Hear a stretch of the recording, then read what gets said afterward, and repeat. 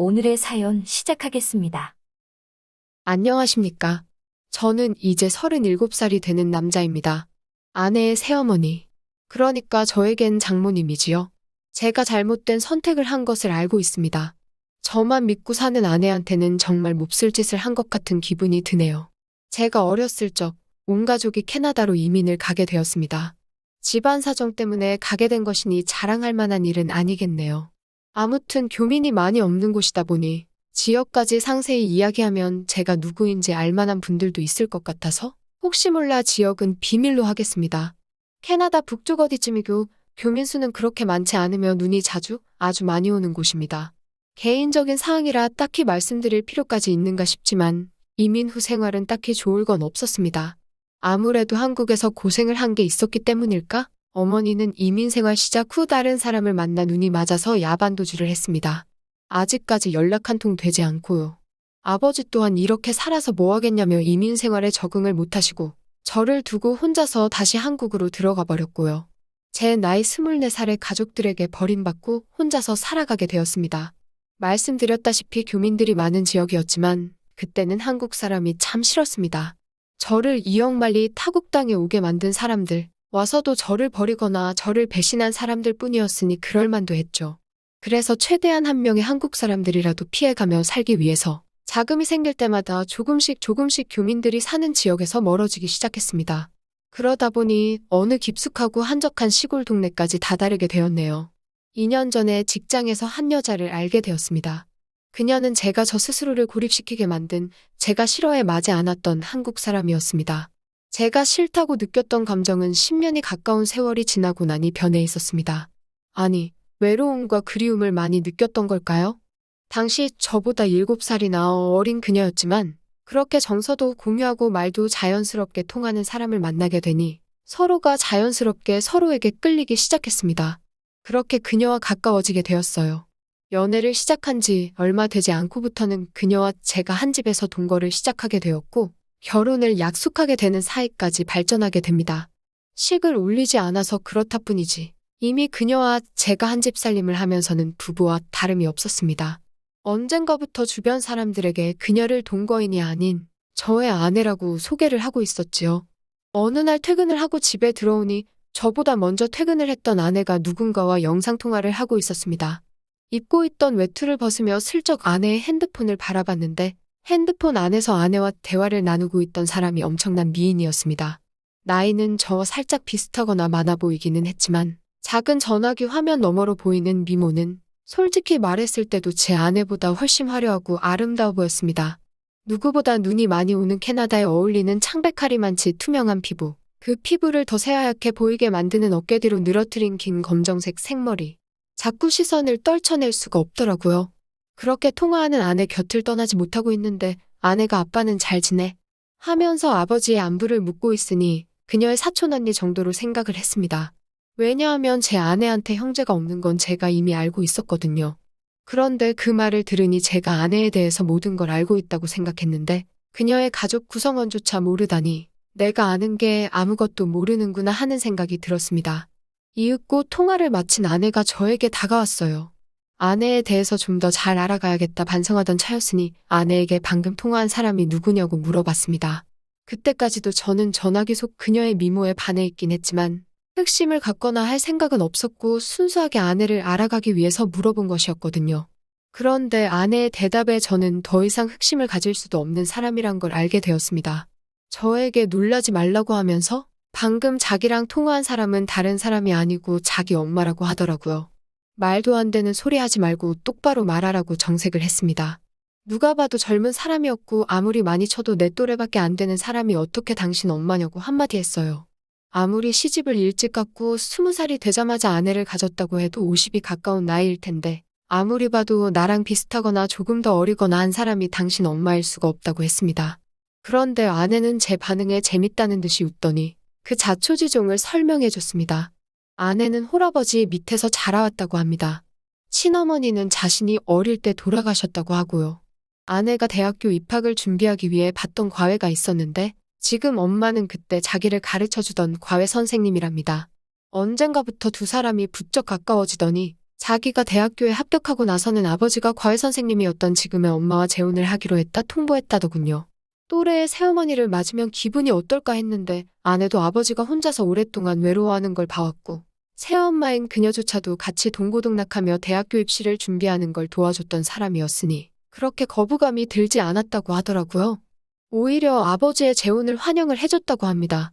그리고 새어머니인 그녀도 아내를 사랑으로 감싸주었고 친구이자 언니이자 엄마로 재혼 후에도 아내에게 지극정성이었다고 말해주더군요.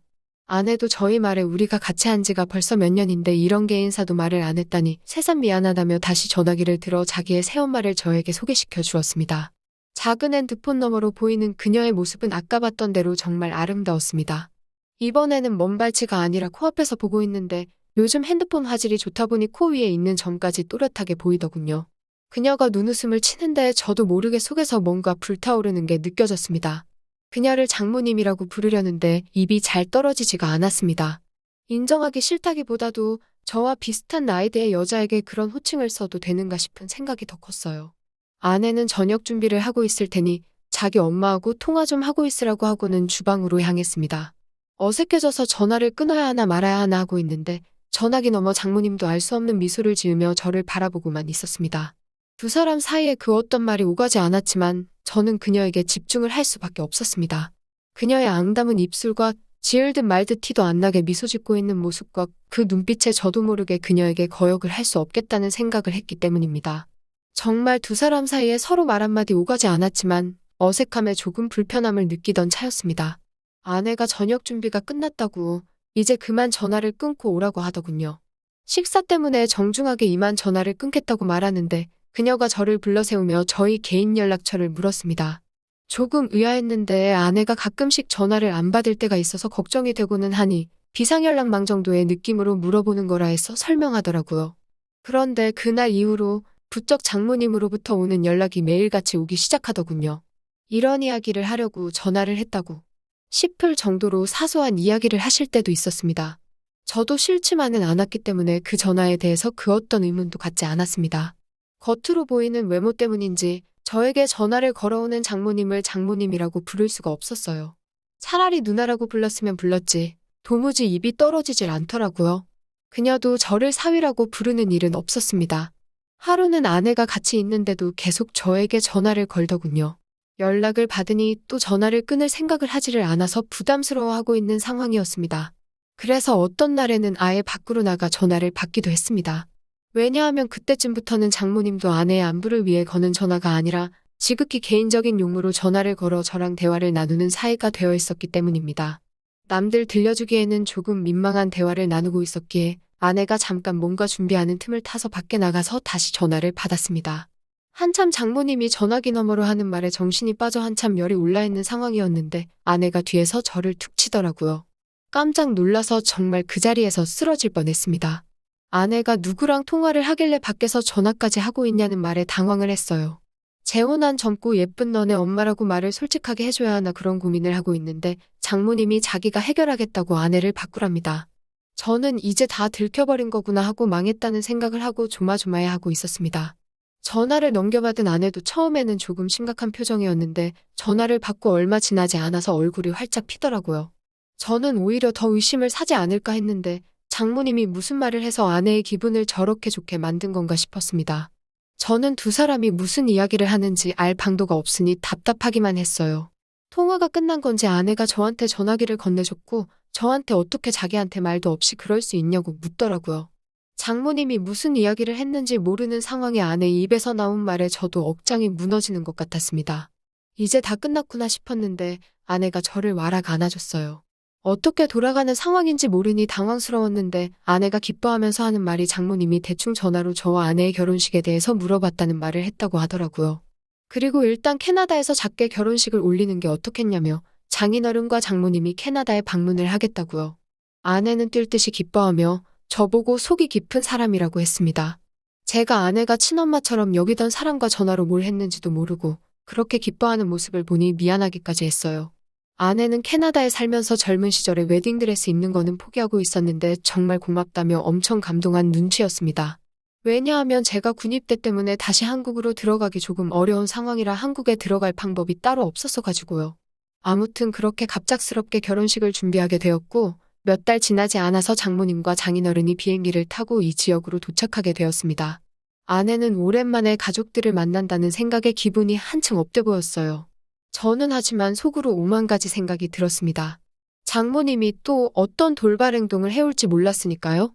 공항에서 실물로 처음 만난 장모님은 손바닥만한 전화기 화면 속에서 보던 것보다 훨씬 아름다웠습니다. 키도 크고 화장이 진하긴 하지만 그만큼 더 새하얀 피부가 강조되었어요. 제가 좋아했던 검은 생머리는 파마를 해서 두꺼운 웨이브를 지게 만들었더라고요.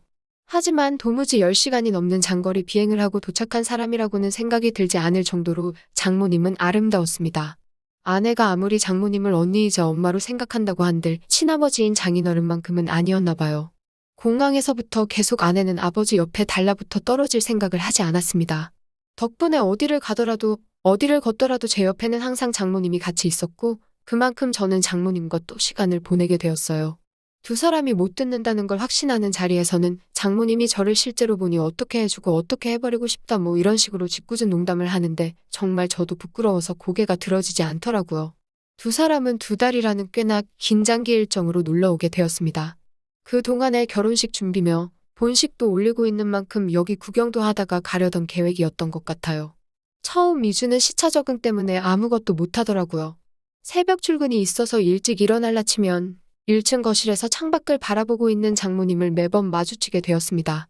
물론 집안에 모두가 있었기 때문에 저도 그만큼 조심조심 해야 했어요.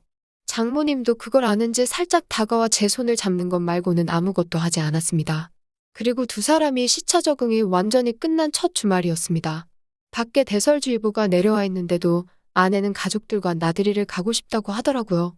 장모님은 몸 상태가 조금 안 좋다고 해서 집에 쉬게 되었고 저는 아내와 장인어른을 따라 밖에 나오게 되었습니다. 차로 한 20분쯤 이동했을 때 장모님한테서 아내에게 전화가 왔어요. 눈도 많이 온다고 하고 혼자 있는 게 조금 무서워서 그런데 그냥 오늘 나가지 않으면 안 되냐고요. 아내가 아쉬워하는 분위기였지만 하는 수 없이 차를 돌려서 돌아오기로 정하려고 하던 찰나였습니다. 아내가 집에다가 저를 내려줄 테니 저라도 집에 있어달라고 하더라고요. 아버지랑 꼭 나가고 싶다고 하면서요. 그때 저는 속으로 그날 무슨 일이 나도 나겠다는 예감을 하게 되었지만 딱히 그러지 않겠다는 말도 하지 않았습니다. 집에 오는 길에도 눈발이 꽤나 날리기에 집에 도착하면 아내가 그냥 나가지 말자고 할 수도 있겠다는 생각을 했는데 그렇지 않았어요. 정말 저를 내려주고 두 사람은 다시 출발하더라고요. 솔직히 마음속에는 제가 집에 들어가면 큰일이 나겠다는 생각이 들어서 갈까 말까 많이 망설였습니다. 그런데 눈이 너무 내려서 결국 집으로 들어갈 수밖에 없었어요. 집 안에 들어가니 장모님은 거실 소파에 누워서 잠에 들어 있었습니다. 잠자는 모습이 참 아름답더라고요.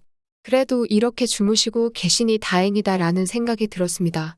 이불을 꺼내와 자고 있는 그녀의 위로 덮어주었고 소파에서 잠든 그녀를 뒤로하고 저도 방에 들어가서 잠을 청했습니다. 1~2시간쯤 잠을 청한 것 같은데 아내한테 전화가 왔어요. 결국 제 예상대로 눈 때문에 갇혀서 이틀 정도는 오도 가도 못하게 되었다는 소식을 전하더라고요.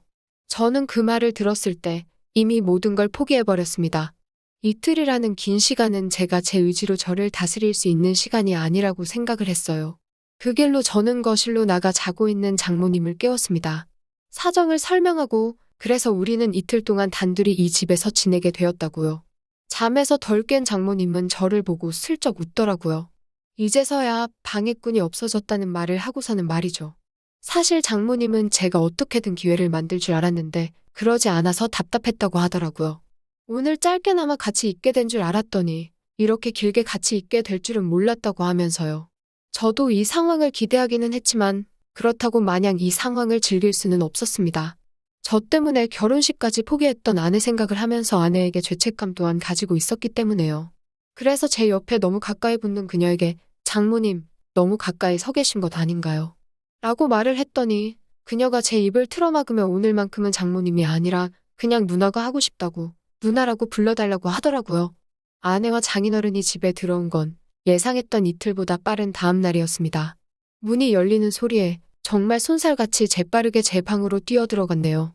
눈이 펑펑 내리는데 우통을 까고 자냐고 아내가 한 소리를 하기는 했는데 장인어른이나 아내는 당연히 장모님과 저 사이에 그런 일이 있었을 거라고 생각하지는 않았나 봐요. 두 사람 다 그냥 눈이 얼마나 왔는지만 이야기하지 둘이서 집에서 뭐 했는지는 관심도 없었으니까요. 장모님은 그날 저를 따로 불러내서 또 폭설이 오지 않는다면 어제의 일은 가족들을 위해 우리만 간직하자고 말을 해왔습니다. 그렇게 정말 거짓말같이 더 이상 눈은 내리지 않았고 예정대로 집 근처에 있는 성당에서 두 분의 축하속에 아내와 저는 결혼식을 올렸지요. 저는 아내에게 비밀을 간직한 채 결혼 생활을 이어가고 있습니다. 장모님은 귀국한 날 이후로 저에게 개인적으로 연락하는 일이 없었어요. 아내와 또 영상통화를 하고 있을 때 제가 기웃거리기라도 하면 장모님이 우리 사위가 보고 싶다면서 자기는 캐나다에서 눈이 많이 오던 그날이 아직도 기억이 난다고 하십니다. 저는 그때마다 등줄기에 식은땀이 흘러내리기는 하지만 아내는 정말 그때 눈 많이 왔다며 맞장구만 쳐주고 있고요. 아내에게 이런 걸 숨긴 채 제가 과연 행복한 결혼 생활을 이어갈 수 있을지는 잘 모르겠습니다. 저도 가끔씩 장모님이 보고 싶을 때가 있거든요. 그래도 이겨내고 한번 살아보려고 합니다. 또 찾아주셔서 감사합니다. 매일 새롭고 흥미로운 사연으로 찾아뵙겠습니다. 구독과 좋아요 잊지 마시고 다음 사연으로 다시 찾아뵙겠습니다. 감사합니다.